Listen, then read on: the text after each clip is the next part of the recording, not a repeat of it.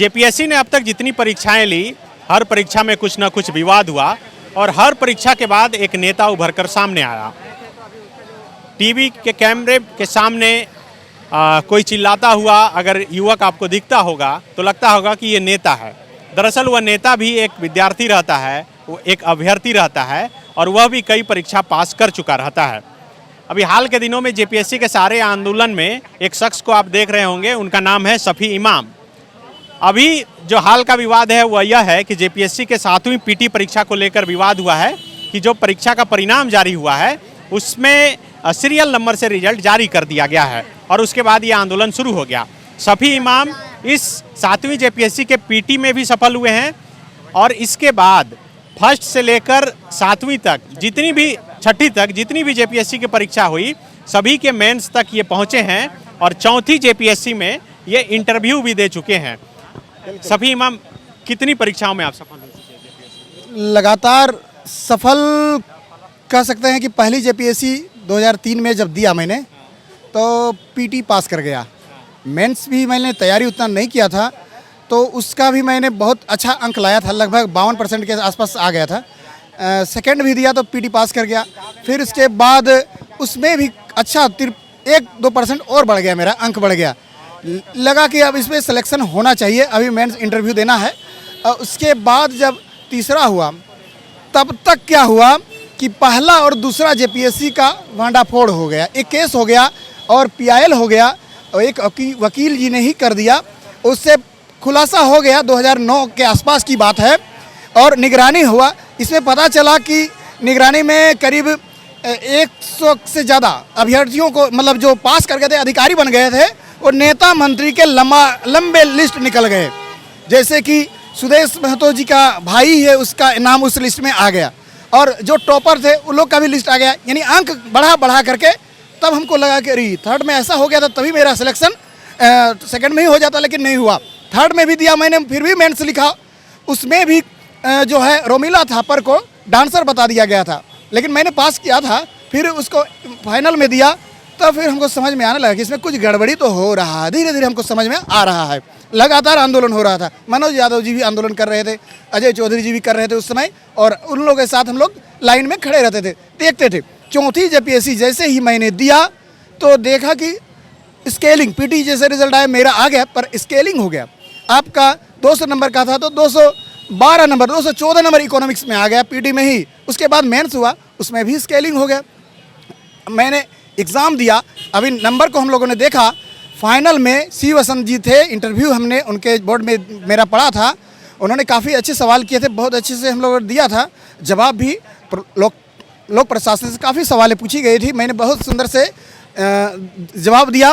फिर उन्होंने वो संतुष्ट होकर, फिर जो भी हुआ फाइनल में देखा गया कि रिज़ल्ट जो आया, तो मैंने यह गेट में आकर देखा अपना रिज़ल्ट, तो मेरा रिज़ल्ट होने का था, क्योंकि मेरा रिज़ल्ट से कम नंबर वाले लगभग 54 स्टूडेंट जो हैं पास हो चुके हैं, सफल हो चुके हैं। जब बाद में हम लोगों ने केस किया तो वो सामने आ गया लिस्ट में, कितने इतने अंक वाले लोग पास कर गए, यानी स्केलिंग कर दिया गया था, वहाँ नया घोपला हो गया।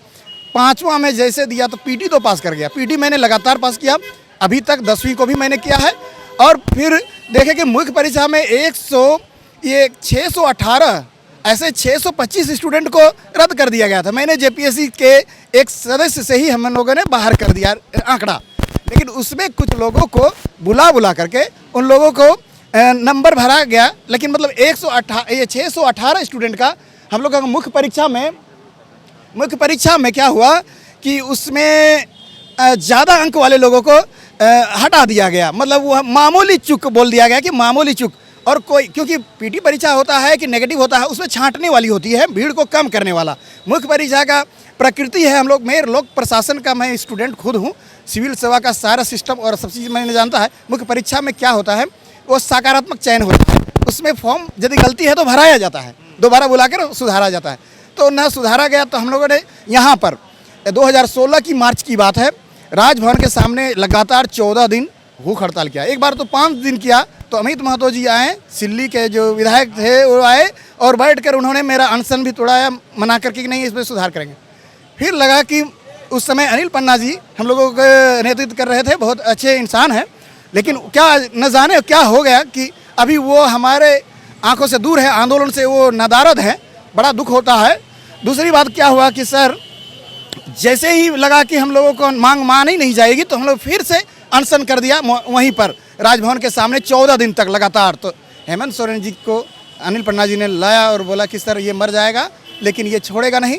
वो बहुत पर्सनल, हेमंत सोरेन जी पर्सनल मेरे पास आ करके उन्होंने कहा कि आप जो है अनशन जो कर रहे हैं, जिंदा रहना है, बहुत दूर तक जाना है, बहुत कुछ करना है, हमको जिताइए, 5वीं जेपीएससी में सीबीआई जांच कराएंगे और रद्द कराएंगे। तो वो हो गया। तो हम लोगों ने एक नेता के बाद में पहली बार मैंने विश्वास किया, जो मेरा पहला गलती, सबसे बड़ी गलती था।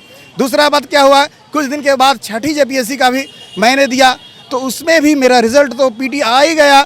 मेंस में दिया तो मेरा 2 नंबर जो है, इस तरह से उसमें भी ज़्यादा नंबर मेरा है, ऐसे भी अभी वो 2 नंबर सिर्फ कम है। हम लोगों ने ओमार सीट अपना क्वेश्चन यहाँ से देखा निकाल करके, तो 8 जगह 2-2 नंबर करके हम लोगों को रेड पेन में मिटा करके कम करके 2 नंबर मेरा मेरिट से कम करके उसको देखा गया। और उसमें भी बहुत ज़्यादा गड़बड़ियाँ क्या हुआ, लगातार रोल नंबर वाले भी पास हो गए थे, मतलब बहुत ज़्यादा। अभी देखिए ना, अभी उसमें हाँ 6ठी वाली का अभी हमको उसमें क्या हुआ कि हिंदी इंग्लिश जो क्वालिफाइंग पेपर है उसको जोड़ करके मेरिट बना दिया गया। यदि उसको मेरिट ना बना दे, अभी वो जो फेयर हो, तो उसमें भी मेरा सिलेक्शन होने का तय है, लगभग तय माना जाता है। मतलब आप जेपीएससी पहली, दूसरी, तीसरी, चौथी, 5वीं, 6ठी, अब 7वीं, सब में आपका चयन हो गया है। पीटी में चयन हुआ, मुख्य में भी चयन हुआ, पर जो है अंतिम रूप से कब जो चयन होगा, कब जो ये लोकसेवा आयोग सुधरेगा, यही चीज़ को देखते देखते मैंने पढ़ने आया था, बनने आया था अधिकारी, लेकिन मैं देखने को मिलता है कि मैं यहाँ तो लगता है अपने आप को देखता हूँ, पीछे देखता हूँ तो लगता है ये नेता, ये काफ़ी लोग पीछे हैं। क्या चाह रही है कि झारखंड में नेता अच्छे नहीं है युवा, इसीलिए आप को बनाना चाहते हैं? तो ये लगता है कि ये भी एक महज इत्तेफाक है। जिस तरह से नेता लोग जो बेतुका बयान देते हैं,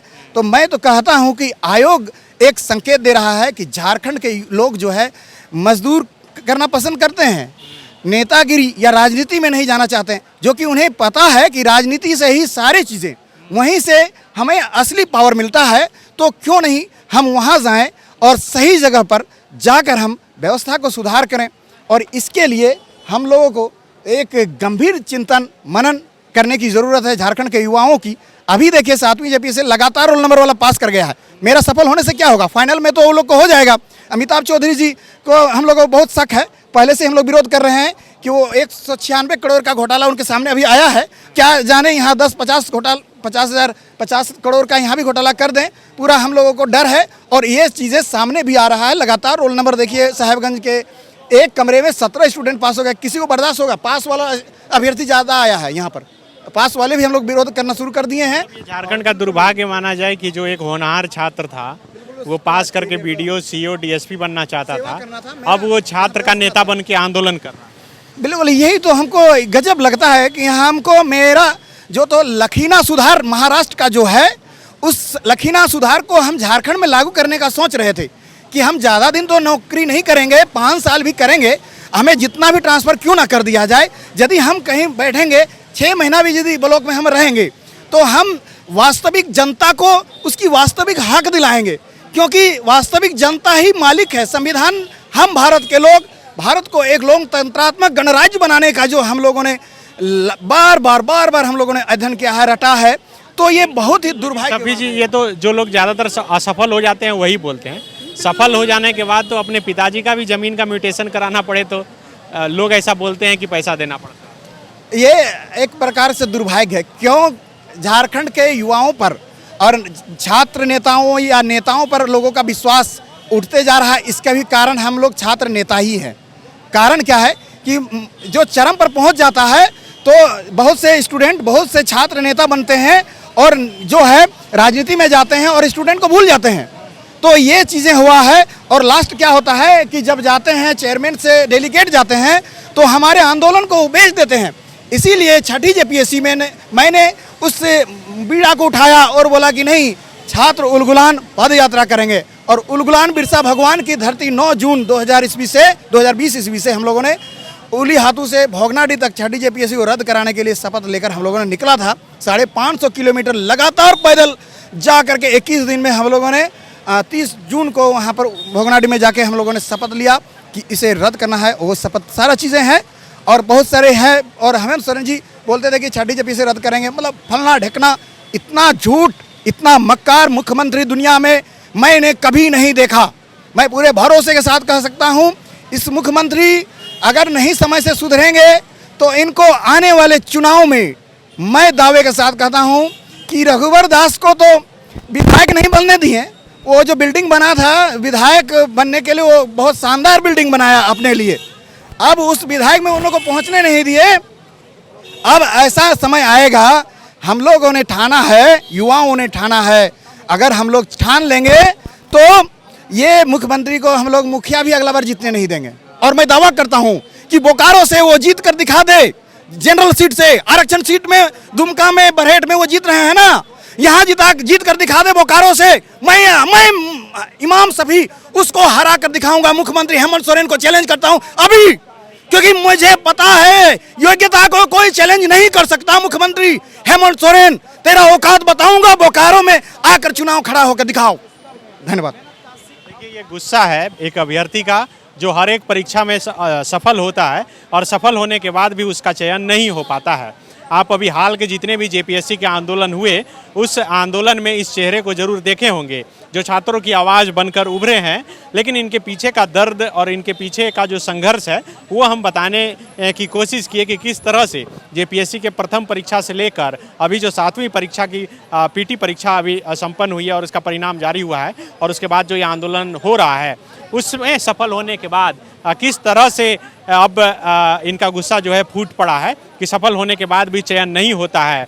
और ये जो अभ्यर्थी हैं वो आरोप लगा रहे हैं कि यहाँ नेपोटिज्म के कारण, भाई भतीजावाद के कारण ऐसे अभ्यर्थियों का चयन नहीं हो पाता है और किसी वैसे अभ्यर्थियों का चयन हो जाता है जो परीक्षा के हॉल में बैठते भी नहीं हैं।